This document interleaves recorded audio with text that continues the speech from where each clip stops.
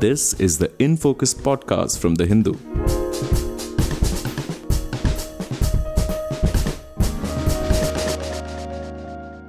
Hello and welcome to another episode of the In Focus podcast. I'm your host, G. Sampath. President Vladimir Putin visited Pyongyang earlier this month, his first visit to North Korea in 24 years. The two countries have signed a comprehensive cooperation agreement that includes a mutual defense pact. That is, if one country is attacked, the other will come to its defense militarily. It is also expected that Russia will help North Korea with technical assistance for its military, ballistic missile and satellite programs. This meeting between the two leaders and the security pact, which comes close on the heels of a similar summit between Xi Jinping and Putin, is not likely to go down well with other countries in the region, especially South Korea and Japan. American officials have also said that this could create some friction between Russia and China, as it would undermine, to some extent, China's more or less exclusive leverage over North Korea. But Russia-North Korea relations haven't been that great until recently. So what has sparked this revival? Is there a deep ideological convergence between the two authoritarian leaders, or is it just a transactional relationship for now? And how would China view this military pact between the two countries? And what could be the impact of this agreement in South Korea and Japan? We discuss all these questions and more in this episode of In Focus, and we have with us Dr. Sandeep Kumar Mishra from the Center for East Asian Studies, School of International Studies, Jawaharlal Nehru University, New Delhi. Dr. Mishra, thank you so much for joining us and welcome to In Focus. Thank you very much, Mr. Sampath-ji. It's my pleasure to be part of this program. Great to have you on this. So, sir, to start with a basic question, we know that Russia-North Korea relations sort of went downhill after the collapse of the Soviet Union. So, can you give us a quick background of the relations between the two countries, the historical background to sort of contextualize Putin's visit this month and the security pact? I think as we know that Soviet Union was a primary player which led North Korea to emerge as a country, because when Korea got independence, in northern part of Korea, basically Soviet soldiers, they came in and they got Japanese soldiers surrendered over there in that part of Korea. And then for 1945 to 1948, they administered Korea. And then I think 1948, September 9th, Democratic People's Republic of Korea, that is North Korea, was born. And immediately in the same month, Soviet Union was the first country to recognize DPRK, that is North Korea. And then on, the relationship had been quite, you can say, close relationship. We know that subsequently China also recognized, because China came to existence in October 1949, so 1 year later, and they also recognized North Korea. And in the Korean War, and even after the Korean War, Chinese and Soviet supports for North Korea has been very central to economic and military growth of North Korea. So that has been the fundamental relationship which I would like to emphasize. The second part, we must also realize that throughout the Cold War, whereas North Korea got assistance from both Soviet Union and China, at the same time, they were very careful that these two big players, they should not intervene too much in their domestic affairs. And they deliberately, North Koreans, Kim Il-sung, the first president of North Korea, he had a policy called Juche policy. So he tried to take help from both the countries, being friendly to both the countries, at the same time having some kind of independent space for North Korean policy. So I think that's the fundamental structure which we need to understand about North Korea. In the Cold War, North Korea tried to play between Soviet Union and China. Actually, there are scholars who have studied that actually North Korea was not only having competition with South Korea, Japan, and US, who were basically rival countries, but at the same time, they were also contesting for their independence from China and Soviet Union also. and they were trying to successfully do it by playing one against another. I think what happened that when 1990, in the last stage of, you can say, Cold War, just before the collapse of Soviet Union normalized relationship with South Korea because of economic incentives. And then I think North Korea, they started basically, they became unhappy. And North Korea and the post, I think, Soviet Russia, they got distance from each other. So during Yeltsin era, Russia and North Korea had very minimal relationship. The treaty which they had in 1961, which was basically even they were that was also a mutual defense treaty, that was also allowed to be it got Lapsed? lapsed, yeah. So it got lapsed, and then Putin, when he came to power in late 1999 and 2000, he restarted, I think, coming closer to North Korea. And in 2000, February, he had again, similar to 1961 treaty, Russia and North Korea, they had another treaty. But this time, in 2000 treaty, I think the military clause was absent. So now they had similar kind of mutual friendship and other assistance related provisions, but military assistance part was basically removed from the treaty, which happened in February 2000. After that, I think, and just to make you understand this, basically what happened, why Putin did it? Putin did it because when they moved out of, you can say, away from North Korea, they wanted to have more close relationship and economic benefits from South Korea. But unfortunately, the economic benefit from South Korea was not up to the Russian expectations. And two, they realized that if we leave North Korea, then our role in Northeast Asian security structure is going to be very minimal. Remember, there was a four-party talks organized by US, China, and both the Koreas. In that, I think Russians were not invited. It happened in mid-1990s. So they realized that North Korea is the medium through which we can be relevant and important in Northeast Asian politics. So because of that, in 2000, he again, Putin himself, he visited in April, and a very important relationship was re-established. After 24 years, I think 19 June, 1 week before, he visited North Korea again. And this time they have signed something called Comprehensive Partnership Agreement, Comprehensive Strategic Partnership Agreement. And this is having provision for mutual defense. And that's basically the context in which they have been basically moving forward.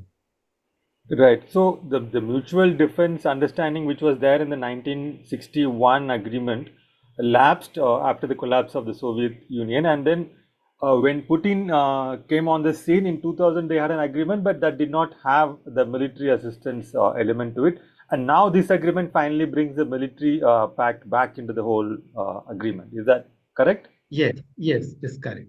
Right. So Putin has described this agreement as a quote unquote breakthrough deal, and Kim Jong has said, used like words like, it's the most honest kind of an agreement, and he's sort of gone overboard praising Russia. So what exactly are the other provisions of this pact, and what is in it exactly for Russia, and what is in it for North Korea specifically? I think it's breakthrough in the sense that the amount of comprehensive issue items which have been included in the treaty. If you read the treaty, it's 23 articles. There are 23 articles, and it covers almost all possible areas, including like agriculture, science and technology, disaster relief, climate change, economic cooperation, diplomatic cooperation, contesting with West. So it's a very comprehensive treaty which had been done between North Korea and Russia. And that's why probably Putin said that it's a very important and breakthrough agreement. The second important element of this treaty is that this treaty is basically also indicative of a change, or rather a very important emerging element which is emerging in the global politics. We know that I think American policymakers and Western, can say, policymakers, they have been trying to identify their rival countries and they have been trying to isolate them. They have been trying to put sanctions on them. They are going to, like say, by unilateral or multilateral mechanisms, they are trying to strangulate those countries. Now, this treaty is one of the treaties, which basically one of the steps through which all those so-called rival countries, all those so-called isolated countries, they are going to create connection between them. Suppose, I think China, Russia, Iran, Belarus, North Korea, so you can even Pakistan. So all these countries, they have been basically coming closer to each other. And this treaty I see in the broader framework of that kind of, you can say, emerging anti-West, you can say, network. And that's why I feel that probably he said breakthrough. Right. So all the countries whom the West considers as pariahs, so to speak, I think they are forming a network of their own as to emerge as some kind of a rival axis to the entire Western coalition, which is what more or less dictates the quote-unquote rules-based world order.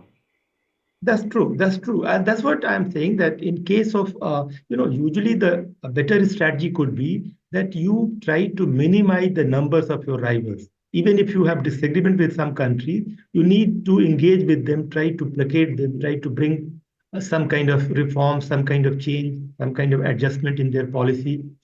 Rather than, I think Western countries, they have been, including America, in the leadership of America in a way, they have been trying to, can say, increase the number of their rivals by putting everybody that they are rogue state, they are pariah state, they are, you can say, state of which are irresponsible. So I think that has created enough number of, you can say, so-called pariah states, and they have their own. They can create their own space in which they can cooperate, and they can deal with one another, and they probably don't need that much other parts of the world. Right.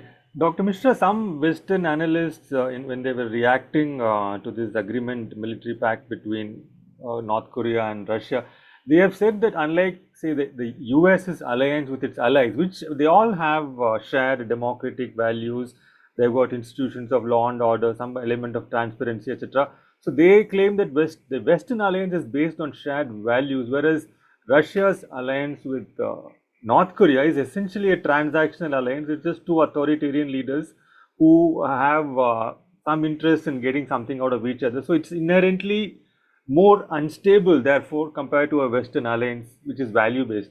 Do you agree with this kind of a distinction?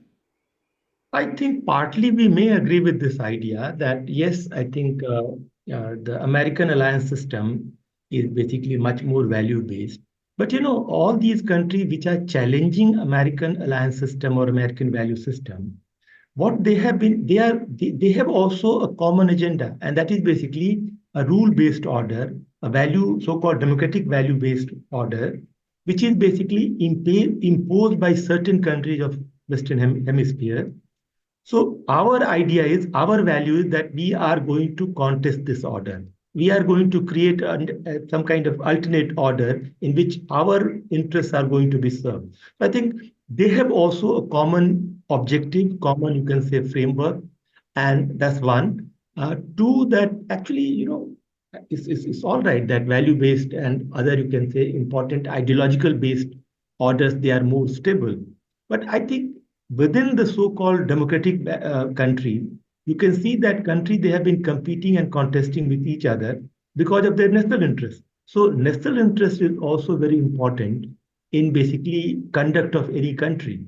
So I feel that in case of Russia, North Korea, this mutual defense treaty, or say China, North Korea cooperation, or say Pakistan and China connections, I personally feel that national interest also drives these countries to come together, cooperate with one another, and you can say fulfill their national objective.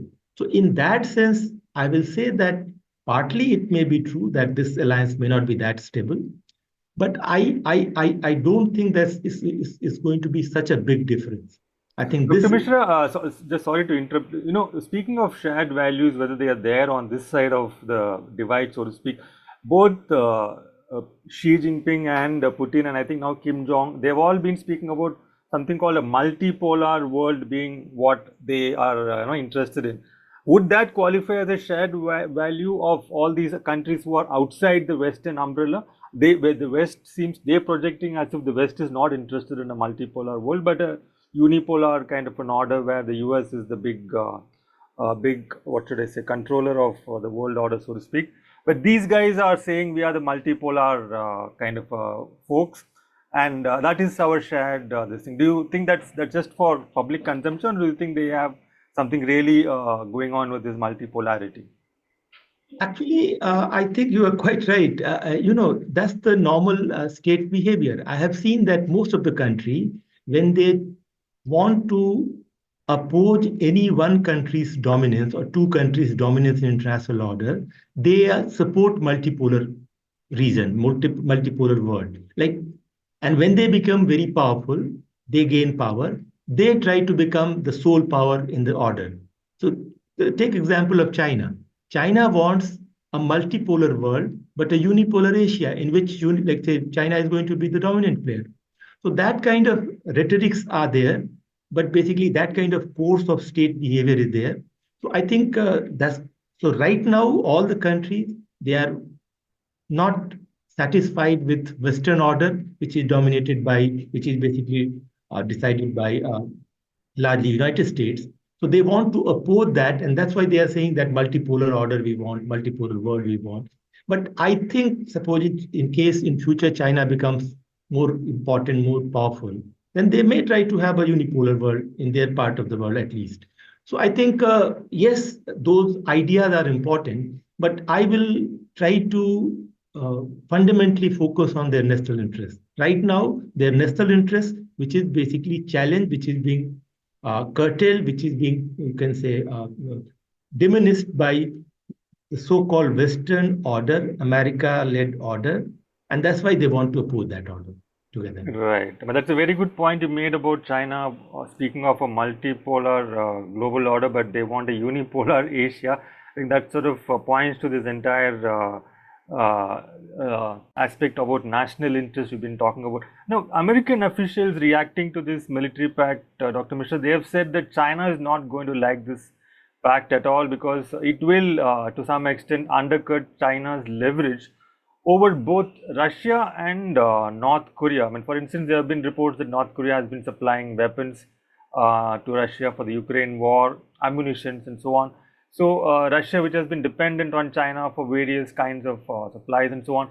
So there is going to be some undermining of China's influence, and similarly for North Korea as well. So what are your thoughts on this point? I think partly it's true. I think China must be careful about what's happening because if Russia and North Korea, they cooperate more on nuclear energy, because actually if you look at Article 10, if you out of 23 articles which the strategic partnership agreement have, I think Article 4, which talks about mutual defense treaty, and Article 10, which talks about Russia is going to have more cooperation in space research, in peaceful nuclear technology. So probably these two clauses are carefully looked by China because that would create a kind of, you can say, independent foreign policy, you can say, stance for North Korea and even Russia. And China would like to be part of that thing. So I think China will be concerned about these two clauses. But otherwise, I think China had been okay with, because there are several other areas in which China would like to have some kind of, you can say, burden sharing. Because right now we know that I think almost 80% of North Korean economy, especially trade of North Korea, is basically dependent on China. So China would be happier if Russia could take some burden of North Korea. And I think China could be. So that's one part we need to understand, that part of it, that nuclear and this mutual defense part, there I think China will be slightly concerned. Otherwise, all the other provisions, China would probably welcome more than any other country. So this nuclear angle, is North Korea a nuclear power or is it not? I mean, does it, I mean, there are some reports which say that it has a bomb, but it doesn't have the capability to deliver it because its missile systems are underdeveloped. So what exactly is it? Is it a nuclear power or is it not? It's a nuclear power, definitely, because according to different estimates, including a recent CIPRI report, they are having around 20 to 55 nuclear warheads. So if you are possessing them, possession of nuclear weapons, if you say is the characteristics of nuclear power, then they are nuclear power. But if you say delivery system, again, delivery system, because delivery system depends on what could be your target. Suppose if North Korea needs to use those bombs for, say, South Korea, they don't need huge ICBM missiles.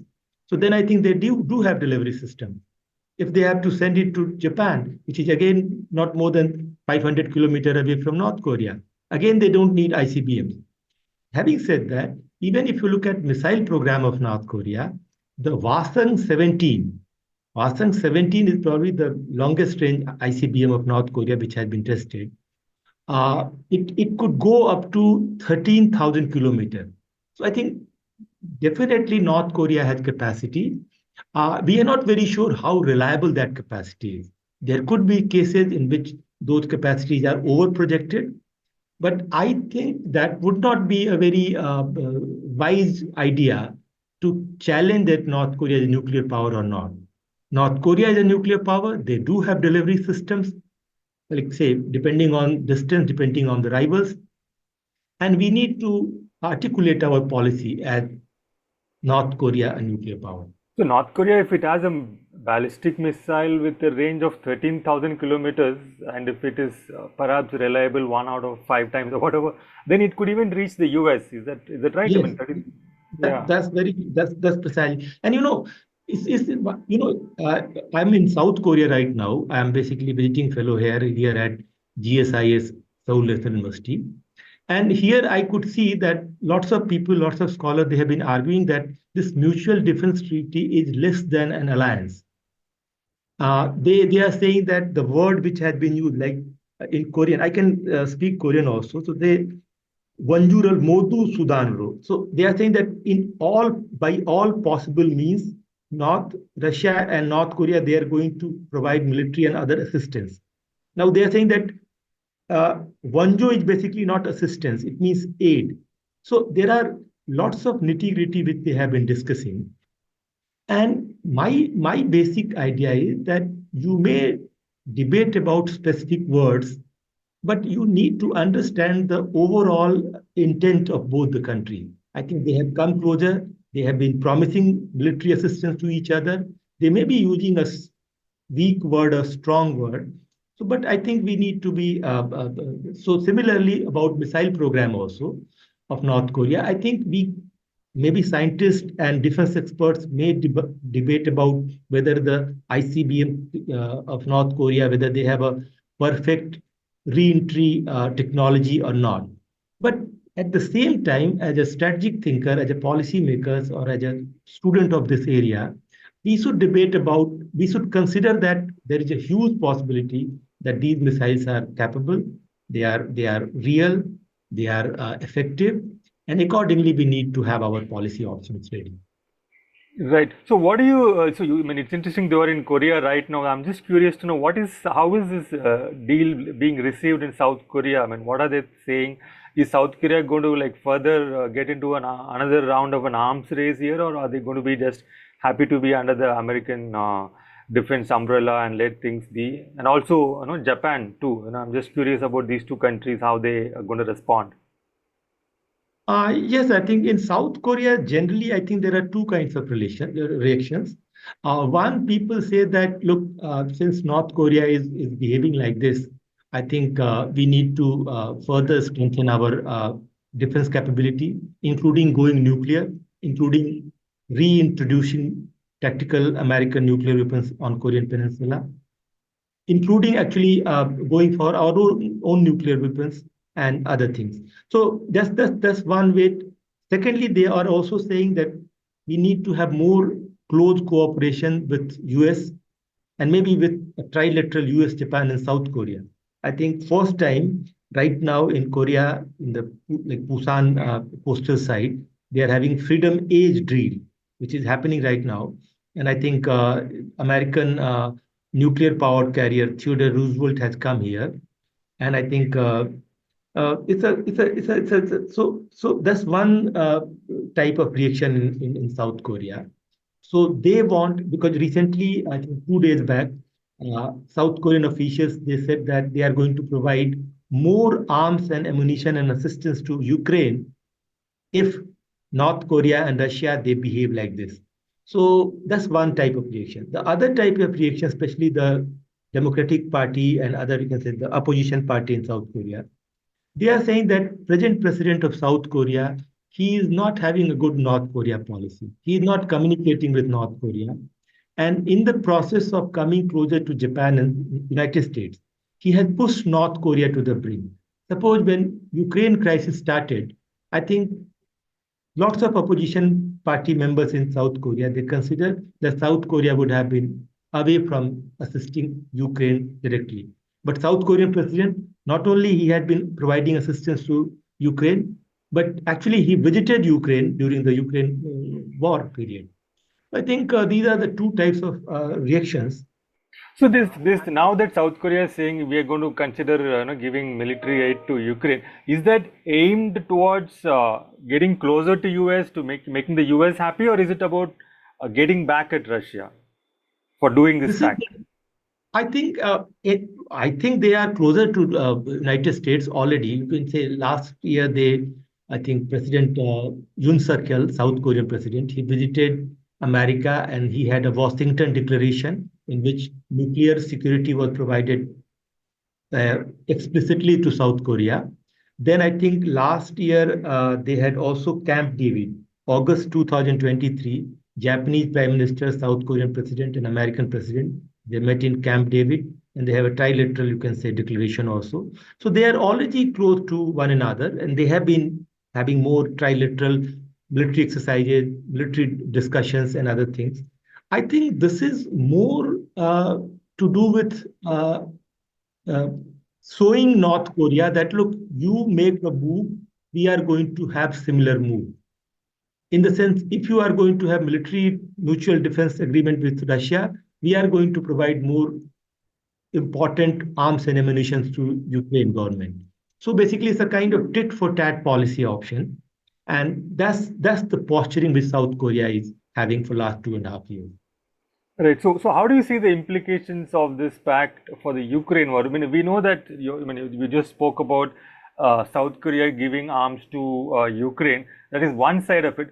But there have been reports that North Korea has already been giving ammunition and some missiles to Russia, which have been apparently found in Ukraine. Their fragments have been found in Ukraine, even though Russia has denied and North Korea has denied giving arms to Russia, and Russia has said denied getting arms from North Korea. So how do you quickly, can you just tell us, see the implications of this particular pact in the Ukraine war? Is it going to get more arms from North Korea to Russia? Is it going to help North Korean manufacturing capabilities to be channeled towards the Ukraine war?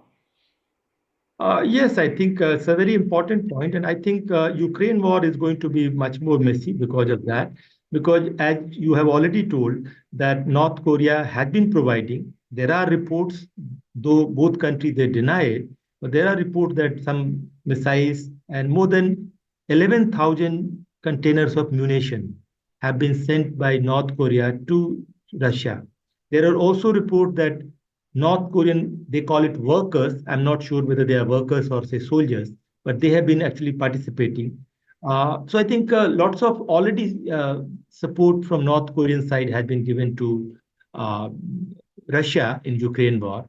And similarly, Russia has also supported and provided, especially in space research, to North Korea. Actually, last year, North Korea tested first time successfully a spy satellite, Uri-Bell, they call it. And there are reports that Russian, they provided support to this uh, spy satellite of North Korea. So both countries have been already doing it. But I think this framework, this comprehensive strategic partnership agreement, it gives much more institutional and clear, you can say, framework through which they can cooperate. Also, this agreement is also going to provide both the countries a kind of, you can say, now they can formally say that we have been cooperating, we have been assisting each other. Earlier, they were doing many things, but they were not ready to acknowledge that. Probably this kind of agreement, they provide more space to them in which they can openly say that, yes, we have been providing it. So I think Ukraine war is going to be, because both sides actually, Ukraine is supported by Western countries, NATO countries, South Korea, Japan, and Russia is also going to be supported by North Korea and other friendly countries. So I think right now Russia is getting support, you can say secretly from many parts of the many of his friends. But I think Russia would like, if the war prolongs, they are going to be much more open in accepting that we have been fighting together, competing together. Right. One last question, sir, before we wrap up. So you spoke, and I want to go back to a point you made at the beginning when I asked you to contextualize Putin's visit, and you said, Russia basically wanted to ensure that it doesn't get sort of, muscled out of this North Asia kind of a strategic scenario where, you had this incident of US, China, and the two Koreas meeting. So one way for it to ensure that it has some kind of influence in this region is via North Korea.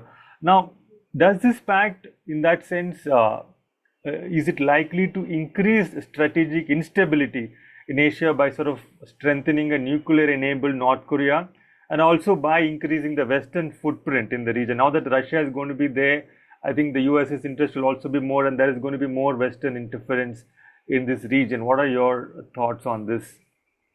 I think I fully agree with your anticipation. I do feel that it's going to create further strategic instability in East Asia, because I think we know that now North Korea, China, and Russia, they have been cooperating with each other, especially the recent pact. So it is going to provide more justification for Americans to have their theater defense missile systems in Japan. Already they are having, but they can further increase the capacity of that missile defense system. There are What possibilities. defense missile system is that? It's called THAAD, THAAD. It's called Okay. Terminal High Altitude Theater Defense.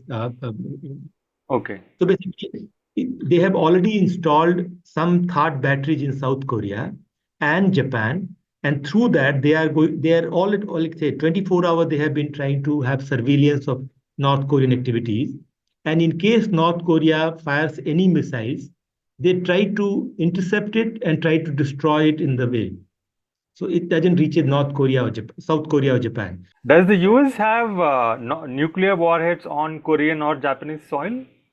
No, actually, US had tactical nuclear warheads on Korean Peninsula up to 1992. Okay.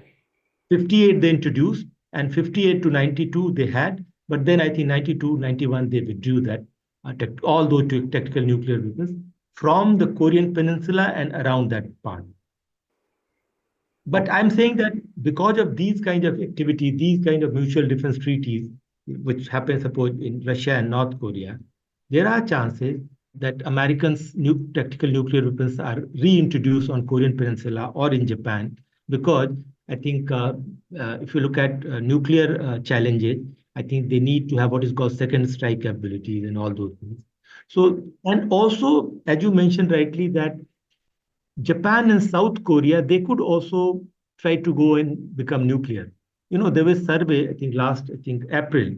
Last year, there was a survey by Korea Times newspaper, and it was reported, and almost 76% people, they wanted to have their own nuclear weapons. This year, April also, I think there was a survey by Asan Institute here in Korea, and 64% South Korean, they wanted to have their nuclear weapons. About Japan also, we know that already, I think they are having almost 50 tons of fissile material. So almost 5,000 nuclear warheads they can make in few weeks, not even months, actually. So I think these kinds of activities are basically going to have a kind of say chain reaction or other mutual, you can say, responsive. And I think Northeast Asia is going to be strategically more unstable by all these things. Right. Thank you so much, Dr. Mishra. If I may just sum it up quickly, I mean, three big takeaways from this from this military and security cooperation pact between Russia and North Korea. One, of course, is going to be greater instability in this region, East Asia in particular. Secondly, it's going to make the Ukraine war more messy, as you said, with North Korean help, and South Korea also agreeing to not agreeing, contemplating sending arms to Ukraine. And thirdly, there is a movement towards formalizing of whatever arrangements Russia has had with its friendly countries, in this case North Korea, so that the help and the kind of alliance that they already have informally, they are going to be more and more open about it with North Korea and perhaps other countries as well. And it's good set of a chain reaction, which may not be ideal for stability in this region and overall as well. Thank you so much, Dr. Mishra. It was absolutely enlightening listening to you talk about this entire region and this particular pact. A lot of insights. Thank you so much for your observations. Pleasure talking to you. Thank you. Thank you very much. In Focus will be back soon with analysis of the biggest news issues. In the meantime, you can find our podcast on Spotify, Apple Podcasts, Stitcher, and other platforms. Just search for In Focus by The Hindu. We'll see you soon.